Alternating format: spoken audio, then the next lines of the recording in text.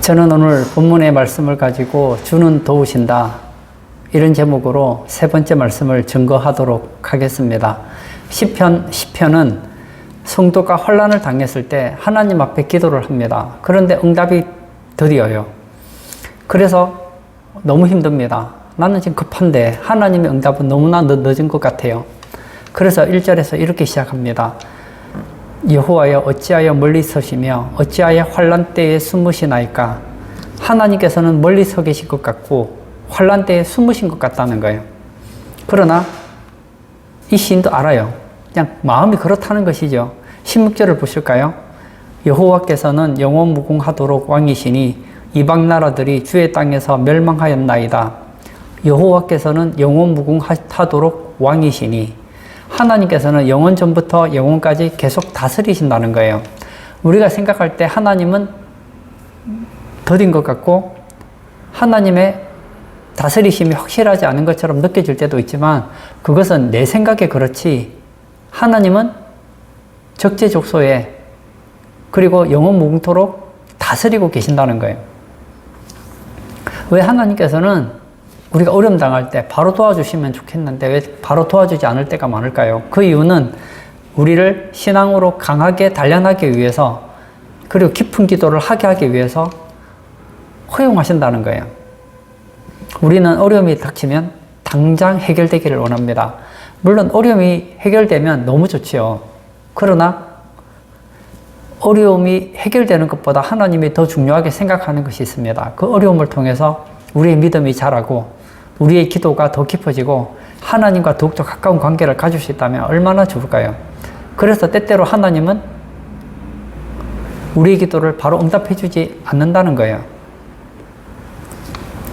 이 시편의 저자는 왜 이렇게 하나님 앞에 간절하게 기도를 하게 되었습니까? 그 이유는 대적이 하나님을 멸시하고 백성을 압제했기 때문입니다. 하나님의 백성을 오늘 성경에서는 가련한 자라, 외로운 자라, 고아라, 이렇게 이름을 붙였습니다. 왜 하나님의 백성에 대한 별명이 가련한 자, 외로운 자, 고아일까요? 이 세 종류의 사람은 특징이 있습니다. 하나님이 도와주시지 않으면 살아갈 수 없는 약한 존재라는 거예요. 이 당시에 문화를 볼 때 가련한 자, 외로운 자, 고아, 누군가가 도와주지 않으면 살 수 없는 자 아닙니까? 성도는 누구입니까? 하나님이 도와주시지 않으면 살 수 없는 사람, 하나님이 은혜를 베풀어 주시지 않으면 하루도 살 수 없다고 고백하고 살아가는 사람이 바로 가련한 자라는 거예요. 하나님이 없으면 외로운 자요, 마치 도와줄 자 없는 고아 같은 존재가 바로 우리라는 거예요. 그래서 성경은 성도를 가리켜서 마음이 가난한 자, 심령이 가난한 자라 그럽니다. 우리는 가난해요. 여기서 심령이 가난하다는 것은 파산했다는 거예요. 아무것도 없다는 거예요. 나의 힘으로는 일어날 가능성이 1%도 없다는 거예요. 오늘날 적극적 사고방식이 굉장히 유행합니다. 당신도 할 수 있습니다. 당신이 마음만 먹으면 당신은 무엇이든지 할 수 있습니다. 여러분, 우리 마음 먹는다고 다 할 수 있는 존재 아닙니다. 우리는 이렇게 말해야 돼요. 내게 능력 주시는 자 안에서 내가 모든 것을 할 수 있다. 하나님이 은혜를 베풀어 주시는 것만큼, 하나님께서 나를 통해 능력 주시는 것만큼 할 수 있다는 거예요. 하나님께서 은혜를 베풀어 주시지 않으면 우리는 아무것도 할 수 없는 연약한 존재라는 거예요. 시편 2절을 계속 보겠습니다. 악한 자가 교만하여 가련한 자를 심히 압박하오니 그들이 자기가 베푼 꾀에 빠지게 하소서. 지금 이 악한 자가 이 시편의 저자를 힘들게 하고 있습니다. 가련한 자, 외로운 자, 고아를 압제하고 힘들게 합니다. 하나님의 백성을 멸시하고 하나님을 무시합니다.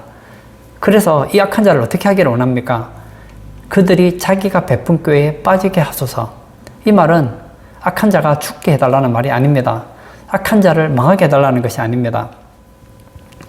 본인이 악한 꾀를 가지고 있는데 그 악한 꾀가 자기에게 당해서 자기 꾀에 자기가 넘어짐으로 말미암아 하나님은 살아계시는구나, 내가 이렇게 살아서는 안 되는구나를 깨닫고 회개하게 해달라는 것이죠.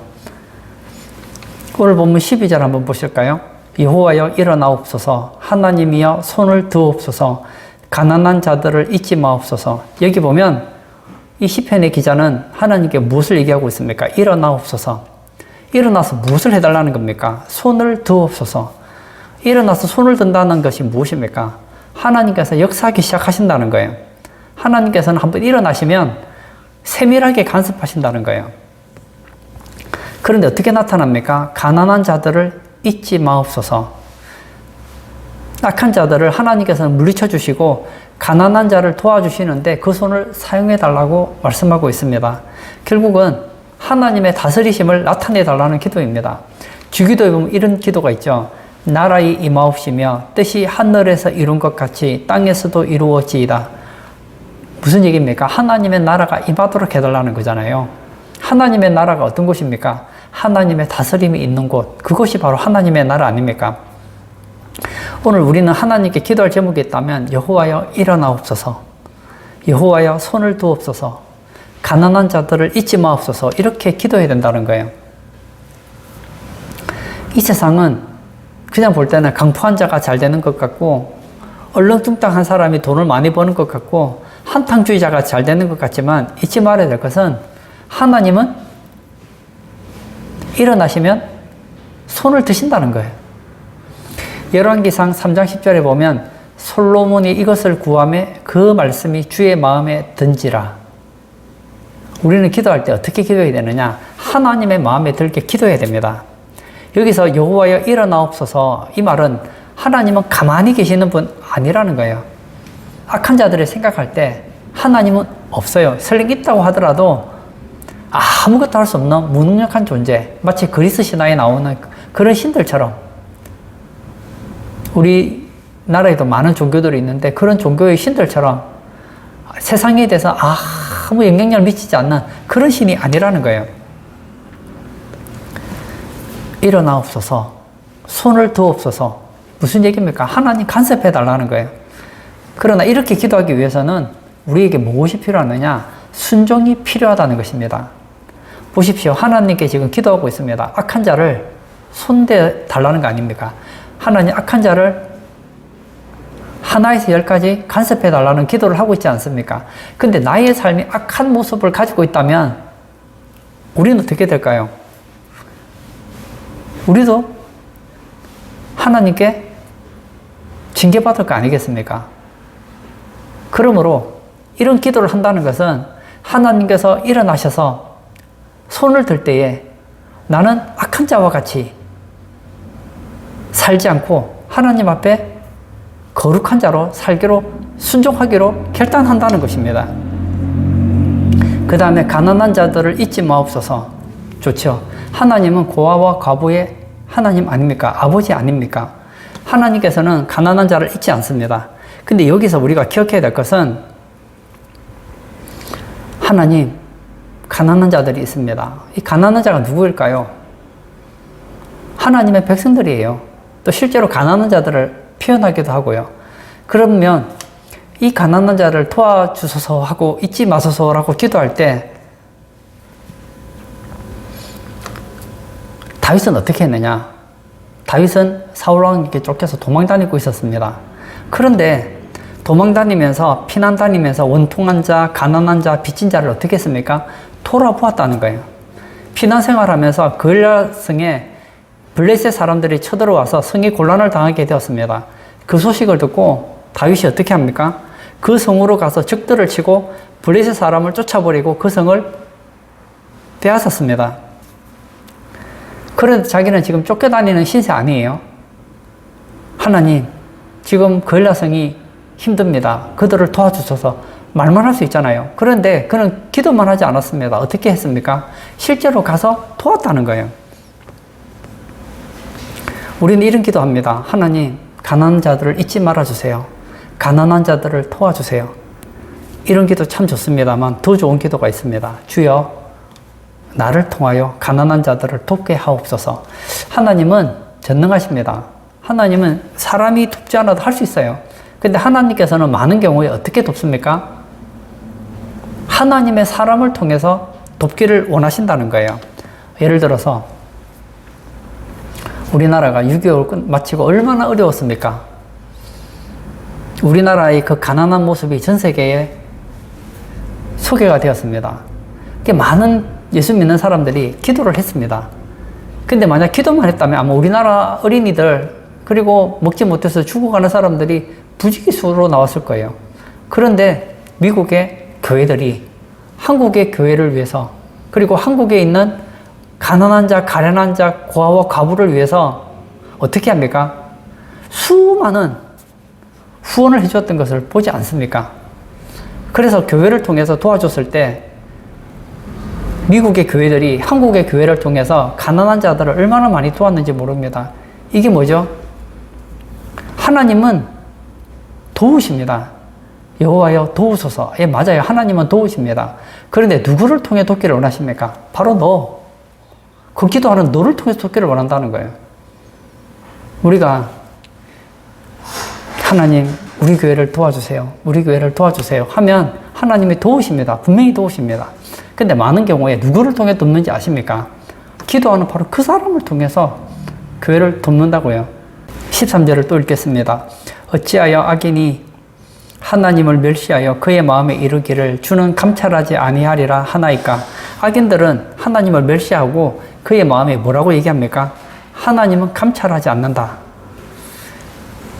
하나님은 세상이 어떻게 돌아가든지 보지 않는다. 이 신신학에도 이런 것이 있어요. 한 종류는 세상의 무신론자들은 신은 없다. 신은 죽었다 그러잖아요. 그런데 또 신신학에는 이런 것이 있습니다. 하나님께서 지구를 창조한 건 맞아요. 그리고 나서부터 더 이상 하나님은 이 세상이 어떻게 돌아가든지 간섭하지 않는다는 거예요. 오늘 성경 말씀대로 하면 감찰하지 않는다는 거예요. 여러분, 하나님은 감찰하십니다. 하나님은 세상이 어떻게 돌아가는지 다 보고 계신다는 거예요.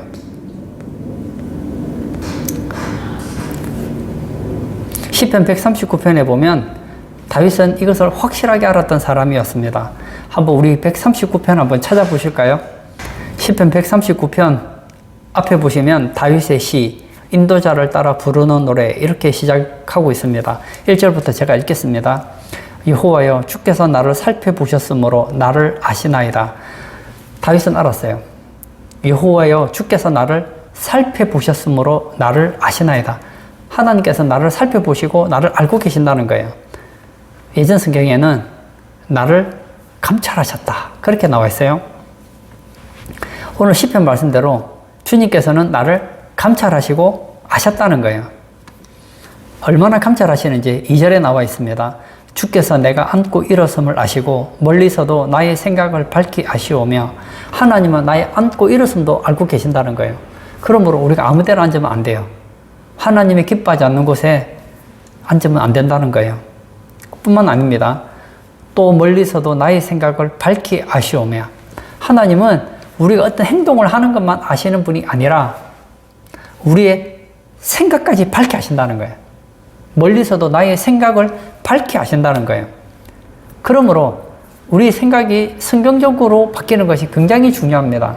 여러분, 우리는 수많은 생각들이 우리 머릿속에 지금 지식이 들어가 있습니다. 그 중에는 하나님이 기뻐하는 생각도 있고 하나님이 기뻐하지 않는 생각들도 있습니다. 우리 안에 온갖 지식들이 잡동사니 지식이 있습니다. 이 지식을 정리해 주는 것이 있죠. 그게 무엇일까요? 바로 하나님 말씀입니다. 왜 우리가 성경을 가까이 해야 될까요? 이 성경을 통해서 하나님이 기뻐하는 생각을 정리할 수 있다는 거예요. 예를 들어서 잠언 22장 2절에 보면 가난한 자와 부한 자가 함께 살거니와 그 모두를 지으신 이는 여호와시니라. 세상 사람들은 가난한 자를 업신여깁니다. 또 가난한 사람들은 부한 자를 업신여깁니다. 이 세상은 보니까요, 제가 그런 걸 많이 느껴요.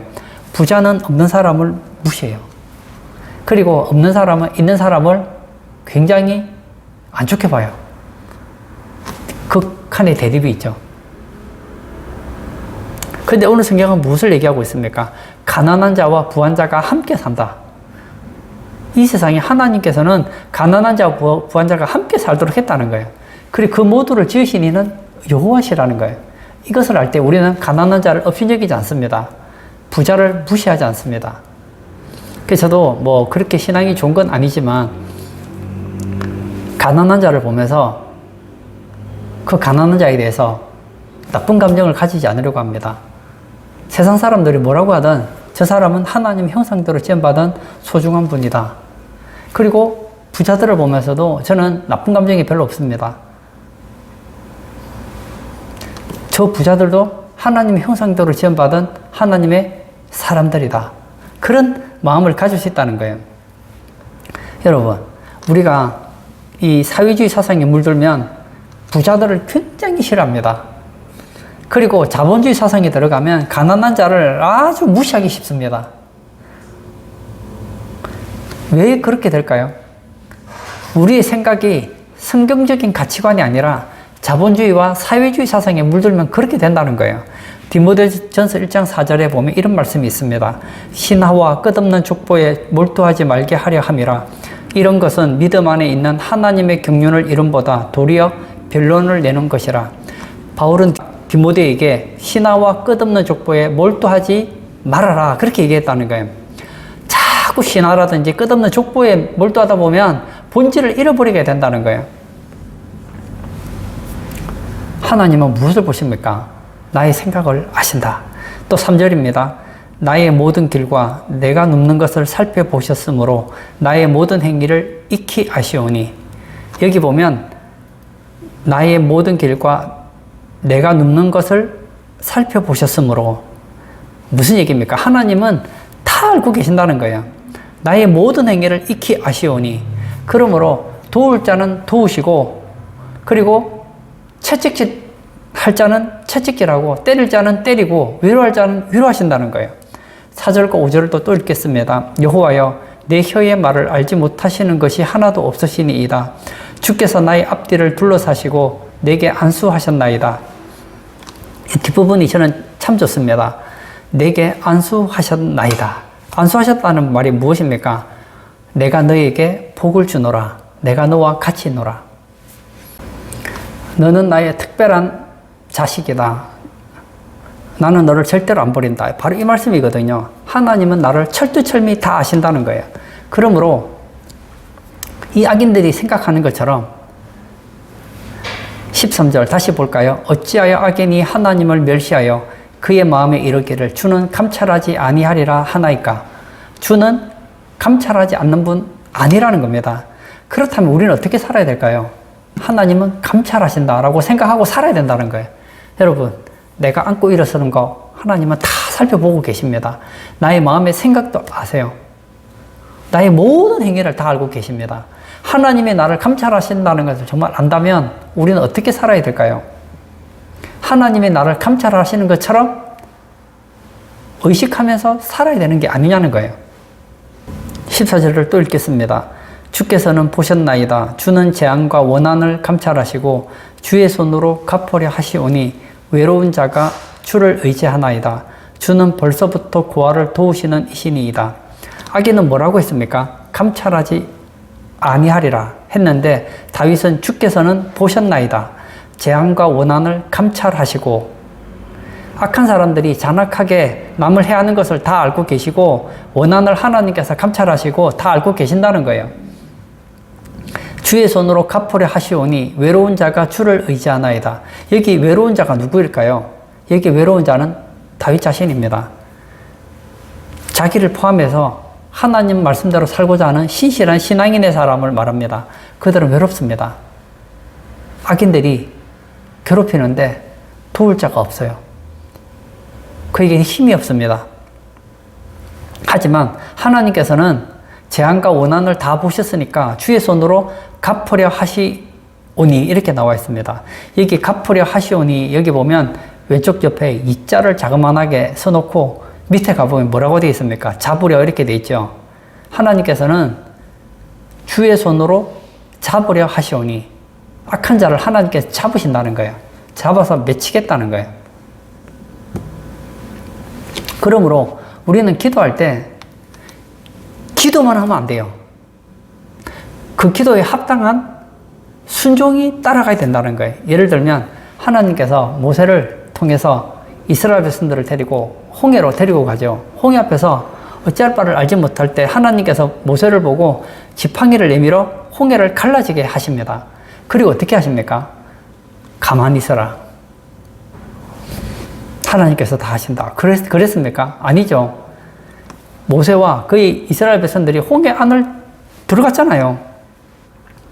들어가면서 세계에서 최고 좋은 수족관을 구경하면서 홍해 바다를 건너는 영적인 체험을 하지 않습니까? 우리도 마찬가지입니다. 외로운 자가 주를 의지하나이다. 의지하면 어떻게 살아야 될까요? 의지하는 모습으로 살아가야 된다는 거예요. 주는 벌써부터 고아를 도우시는 이신이이다. 벌써부터 주님은 고아를 도와주시더라는 거예요. 그러므로 만약에 하나님께서 고아를 돕지 않았더라면 가난한 자들은 살기 힘들었을 거예요. 근데 어떻게 살아갈 수 있느냐? 세상 사람들은 인정하지 않지만 여러분, 가난한 사람들이 살 수 있는 이유는 죄송하지만 가난한 자들만으로는 어려워요. 지금 우리나라에도 복지시설이 굉장히 잘 되어 있는데요. 제가 보면 이 가난한 사람들이 부자를 굉장히 욕을 합니다. 근데 사실은 가난한 사람들이 어떻게 해서 혜택을 많이 보느냐? 정부의 혜택을 받는데 정부가 돈이 있나요? 정부는 돈 없습니다. 세금으로 그 문제를 해결하잖아요. 돈이 있는 사람들에게 세금을 받아서 가난한 자들에게 나눠줘서 복지하는 거 아니에요. 여러분들 혜택 보고 있는 그 혜택이 누구에게서 나왔습니까? 어떤 사람은 건강보험료 비싸다 싸다 하지만 돈이 있는 사람들은요, 여러분보다 어마어마하게 많은 건강보험료를 냅니다. 그리고 요즘에 나이 드신 분들은 한 달에 수십만 원씩 나라에서 그냥 공짜로 돈을 주잖아요. 공짜 아니에요. 여러분이 받고 있는 그 돈 누가 내는지 아십니까? 부자들이 내는 세금으로 낸다니까요. 그러므로 사실은요, 우리가 부자에 대해서 나쁜 마음을 가질 이유가 없단 말이에요. 또 바꾸고 말하면 하나님께서는 왜 우리를 부자가 되게 하셨을까요? 너 혼자 잘 먹고 잘 살아라. 아니죠. 나를 통해서 가난한 자를 도우라고. 주는 벌써부터 고아를 도우시는 이신이이다. 하나님 벌써부터 고아를 도우시는데 하나님께서 누구를 통해 고아를 도우십니까? 가진 자를 통해 돕는다는 거예요. 룻기에 보면 나오미와 룻이 모압 땅에서 고향 베들레헴으로 돌아갑니다. 그런데 집도 없어요. 땅도 없어요. 어떻게 살아갑니까? 그래서 룻이 살 수 있는 방법이 있죠. 이 이스라엘에는 이삭축계라는 특별한 제도를 하나님께서 만들어 놓으셨어요. 그래서 어떤 밭에 가서 어떤 사람이 이삭을 들고 가다 보면 이삭이 떨어지잖아요. 그럼 이삭을 줍는 거예요. 그런데 그 밭의 주인이 보아스라는 사람이 있었어요. 이 보아스라는 사람이 룻의 얘기를 듣고 룻을 돕기 위해서 어떻게 합니까? 굉장히 많은 혜택을 룻에게 주잖아요. 일부러 곡식더미를 떨어뜨리기도 하고 떡을 주기도 하고 많은 혜택을 주잖아요. 하나님이 바로 그렇다는 거예요. 하나님께서는 하나님이 직접 도울 수도 있겠지만 그렇게 하기보다는 하나님의 말씀에 순종하는 이런 의로운 자, 신실한 자를 통해서 돕는다는 거예요. 지금 우리나라에 이 교회에 대한 이미지가 굉장히 안 좋습니다. 근데 여러분 이거 아셔야 돼요.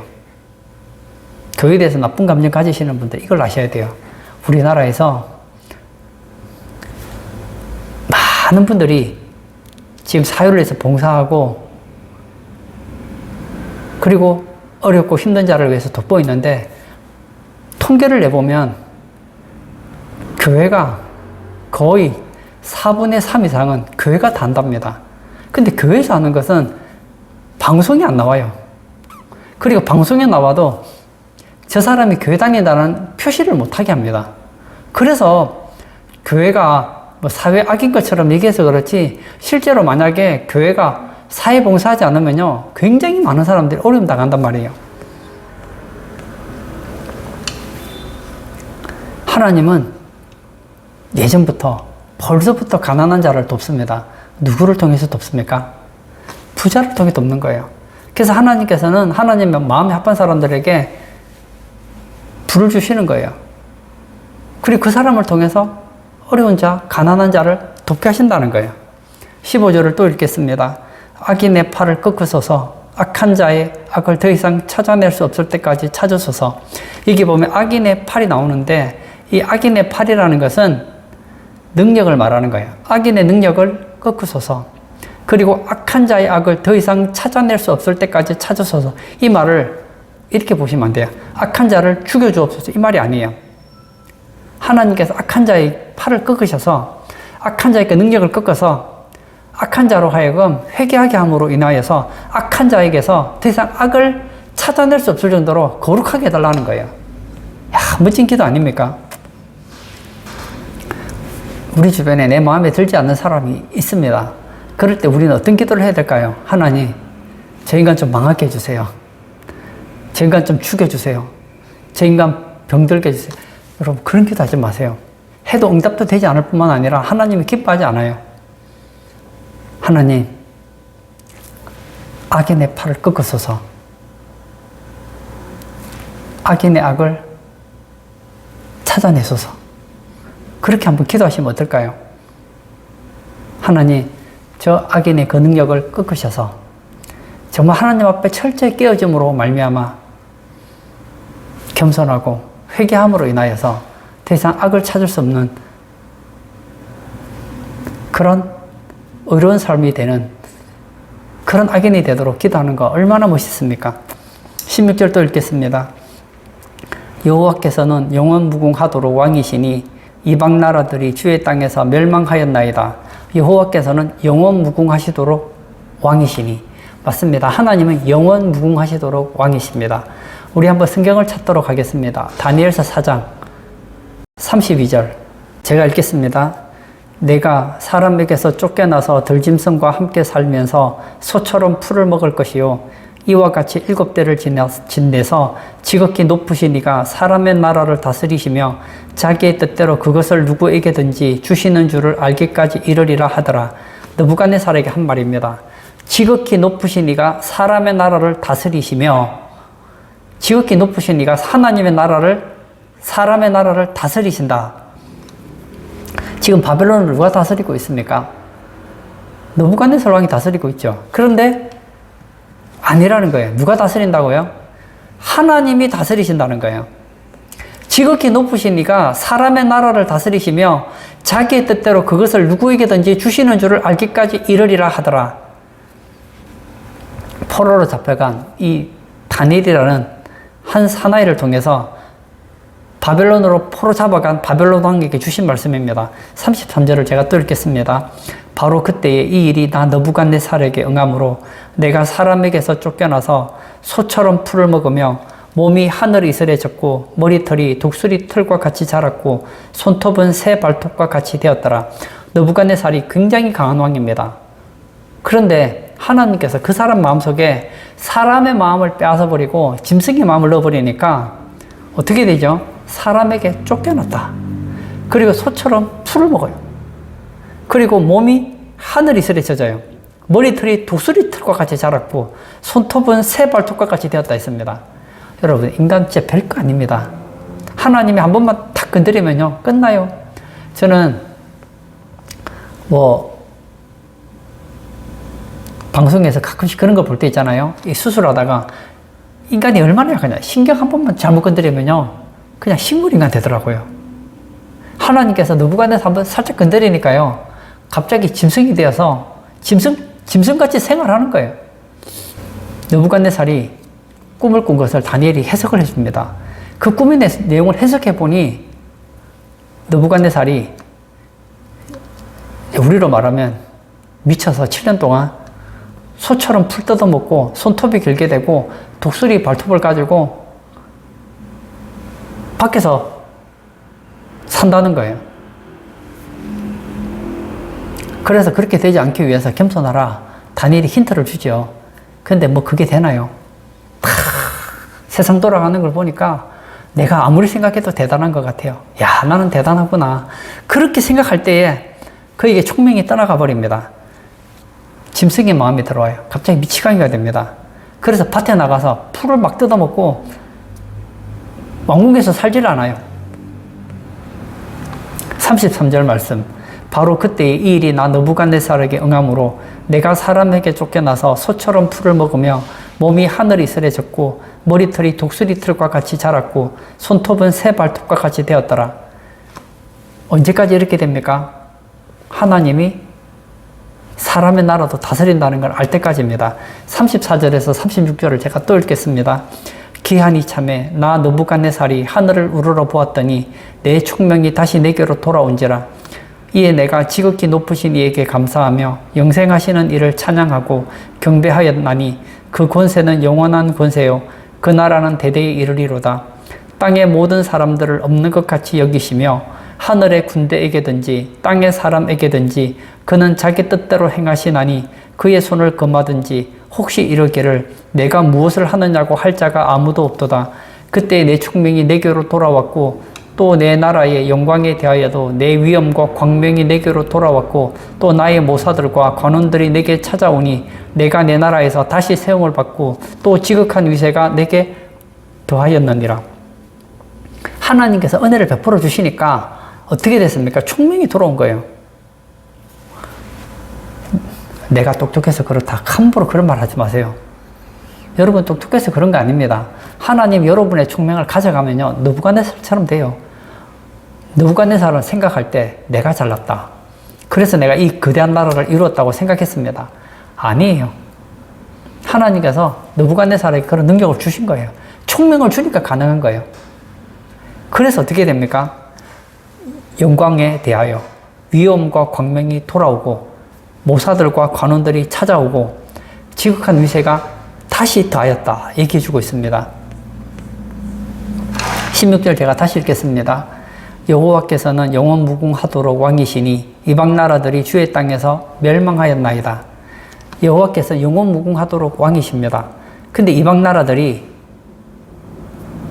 망한답니다. 어디서 망합니까? 주의 땅에서 멸망하였나이다. 사실 아직 멸망하지 않았어요. 그죠? 이 미래 이야기이기 때문에 아직 멸망당하지 않았거든요. 그런데 과거형으로 쓰고 있습니다. 왜죠? 너무나 확실하기 때문입니다. 주의 간섭으로 말미암아서 이방 나라들이 주의 땅에서 멸망할 것이라는 것을 확신하기에 멸망하였나이다 라고 고백하고 있는 거예요. 오늘 성경에 보면 주의 땅에서 멸망하였나이다. 아니 이 세상 나라는 이방 나라들의 땅 아닙니까? 미국 땅은 미국 사람들의 땅이고 일본 땅은 일본 사람들의 땅이고 대한민국은 대한민국 국민의 땅 아닙니까? 아니라는 거예요.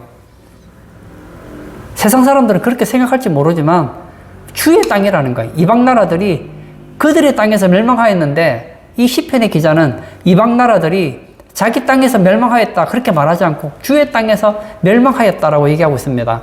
우리가 살고 있는 이 땅은 누구 땅입니까? 내 땅 아니에요. 주의 땅입니다. 내가 돈 주고 땅을 샀는데요. 우리가 볼 때는 땅을 돈 주고 산 것 같지만 실제로 이 땅의 주인은 하나님이십니다. 내 자녀, 내 거 아닙니다. 주의 자녀예요. 내가 누리고 있는 모든 것은 다 주의 것입니다. 우리는 주의 것을 은혜로 누리는 것 뿐이라는 거예요. 17절을 또 읽겠습니다. 여호와여 주는 겸손한 자의 소원을 들으셨사오니 그들의 마음을 준비하시며 귀를 기울여 들으시고. 하나님께서는 누구의 소원을 들으십니까? 겸손한 자의 소원을 들으신다고 하십니다. 겸손한 자의 기도를 듣는다고 하십니다. 왜 그런지 아십니까? 겸손한 자는요, 욕심을 구하지 않습니다. 교만한 자는 욕심으로 구합니다. 내가 하는 기도가 응답되는 100% 방법이 있어요. 겸손하게 구하면 돼요. 겸손하게 구한다는 것은 하나님께서 나를 통해 기도하고 싶은 것을 기도하면 돼요. 여러분, 기도 아주 간단해요. 하나님이 싫어하는 기도는 아무래도 응답 못 받을 겁니다. 그러나 하나님께서 기뻐하는 기도를 하면 하나님께서는 응답해 주실 거예요.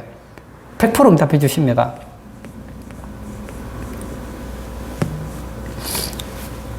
다시요. 겸손한 자의 소원을 들으셨사오니. 왜 들으십니까? 그들의 마음을 준비하시며.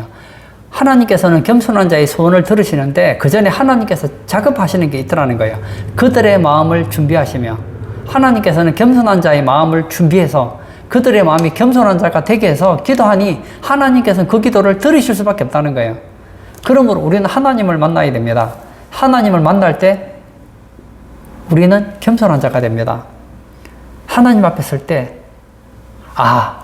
나는 참 보잘것없는 존재구나. 나는 죄인 중에 개수구나. 나는 지옥과도 마땅한 나를 하나님께서 구해주셨구나. 나는 하나님의 사랑이 너무나 크구나. 나는 하나님의 은혜 없이는 하루도 살 수 없구나. 이런 가련한 자, 가난한 자, 외로운 자, 그와 같은 사람이 되면 이 사람의 기도는 겸손한 자의 기도가 되기 때문에 하나님께서는 기도를 들으신다는 거예요. 빌립보서 2장 13절에 너희 안에서 행하시는 이는 하나님이시니 자기의 기쁘신 뜻을 위하여 너희에게 소원을 두고 행하게 하시나니, 하나님께서는 우리에게 기도할 때 뭘 주시느냐? 너희에게 소원을 두고 행하게 하시나니. 겸손한 자가 되면 하나님께서 우리 마음에 뭘 주시느냐? 소원을 주세요. 내가 하나님 앞에 기도하려고 하는데 기도하기 전에 소원을 두고 행하게 하세요. 어떤 일을 하려고 하는데 하나님께서는 응답을 주시기 위해서 먼저 소원을 두고 행하게 하시는 거예요. 여러분, 기도하는데 하나님께서 내게 응답을 주시려고 응답의 소원을 줬어요. 그 응답을 가지고 기도하니 응답을 받겠습니까? 못 받겠습니까? 당연히 응답 받죠. 하나님께서 나를 통해서 그 일을 이루시기 위해서 내 마음에 소원을 두시고 행하게 하십니다. 그럼 그 응답이 될까요? 안 될까요? 당연히 되죠. 야고보서 4장 2절과 3절에 너희는 욕심을 내어도 얻지 못하여 살인하며 시기하여도 능히 취하지 못함으로 다투고 싸우는도다. 너희가 얻지 못하면 구하지 아니하기 때문이요 구하여도 받지 못하면 정욕으로 쓰려고 잘못 구하기 때문이라. 얻지 못하는 이유는 구하지 않기 때문입니다. 근데 구해도 얻지 못하는 것은 정욕으로 쓰려고 잘못 구하기 때문이라는 거예요. 그러므로 저는 우리 성도님들이 겸손한 자가 되기를 바랍니다. 하나님은 겸손한 자의 소원을 들으십니다. 하나님은 우리가 겸손한 자가 되게 하기 위해서 우리로 하여금 겸손한 자가 되도록 우리의 마음을 변화시키십니다. 그러므로 우리는 먼저 하나님께서 기뻐하는 겸손한 자가 되는 것이 우선입니다. 그리고 기도하는 것이 중요한 것이 아니고 하나님께서 우리 안에서 주시고 싶어하는 그 기도의 소원을 가지고 기도하는 것이 굉장히 중요하다는 것입니다. 마지막으로 18절 말씀을 읽겠습니다. 고아와 압제당하는 자를 위하여 심판하사 세상에 속한 자가 다시는 위협하지 못하게 하시리이다. 여기 보면 하시리이다 했습니다. 이것은 기도가 아닙니다. 이것은 고백입니다. 이것은 진리에 대한 선언이요 진리에 대한 선포입니다. 다윗은 마지막 18절에서 고아와 압제당하는 자를 위하여 심판하사 세상에 속한 자가 다시는 위협하지 못하게 하시리이다 하고 선포합니다. 왜냐? 너무 확실하기 때문에. 여기서 고아와 압제당하는 자가 누구입니까? 겸손한 자입니다. 하나님은 겸손한 자를 위하여 심판하십니다. 세상에 속한 자가 다시는 위협하지 못하게 하시리이다. 아직 된 건 아니에요. 그러나 그렇게 된다는 거예요. 저는 결론을 짓고자 합니다. 저는 10편을 3주에 걸쳐서 말씀을 나누었습니다. 저는 그런 마음이 있어요. 우리가 신앙생활을 잘하고 겸손한 자가 될 때 어려움이 하나도 없으면 얼마나 좋을까요? 그런데 우리 인생에는 어려움이 있다는 거예요. 하나님께서 어려움 허락하시는 이유는 그것이 우리에게 유익하기 때문입니다. 그 어려움을 통해서, 그 고난을 통해서 우리는 마음이 다듬어져요. 겸손한 자가 됩니다. 그리고 하나님께서는 겸손한 자에게는 무엇을 주시느냐? 소원을 주세요. 그 소원을 가지고 기도하면 응답을 받습니다. 그 소원대로 행하면 일이 이루어집니다. 일을 행하시는 여호와, 그 일을 지어 성취하시는 여호와입니다. 하나님께서는 사람을 통해 그 일을 할 때 먼저 소원을 주신다는 거예요. 결국 다윗은 망했습니까? 아니죠. 악한 자가 망했죠. 다윗은 일어났습니다. 우리도 마찬가지입니다. 힘들고 어려울 때 어찌하여 하나님은 멀리서 계시는 것 같고 어찌하여 하나님은 숨어 계시는 것처럼 느껴질 때도 있습니다. 그러나 아니라는 거예요. 하나님은 우리의 모든 것을 감찰하시고 하나님은 가련한 자, 고와 돕고 계신다는 거예요. 그러므로 어렵고 힘들수록 더욱더 하나님 신뢰함으로 이 시편의 저자처럼 위기가 전화위복이 되는 그런 복된 성도님 되시기를 주의 이름으로 축복합니다. 아멘. 이 시간 한번 같이 기도하기를 원합니다. 이 시편의 시들을 읽어보면 기쁘고 즐거운 시도 있지만 대부분은 고난 가운데 지어진 시가 대부분입니다. 하지만 결론을 알잖아요. 그 고난이 내게 유익이었다고요. 저는 시편의 이 말씀을 참 좋아합니다. 고난당하는 것이 내게 유익이라. 맞습니다. 고난당하는 것이 나쁜 거 아닙니다. 여러분 인생에 고난이 있다면 그 고난을 한서로 하지 마시고 고난을 여러분들이 겸손해지고 여러분의 인격이 더욱더 성숙해지고 하나님과 더 가까워지고 하나님과 더욱더 친밀해지는 그런 계기가 되는 우리 성도님 되시기를 바랍니다. 이 시간 기도할 때 주님, 이 고난이 나를 넘어뜨리는 걸림돌이 아니라 디딤돌이 되게 하시고 이 고난으로 인하여서 내가 주님 앞에 더욱더 겸손한 자, 가련한 자, 고아처럼 주님만을 의지하는 그런 성도 되게 해달라고 기도하시고 자유롭게 개인 기도하도록 하겠습니다.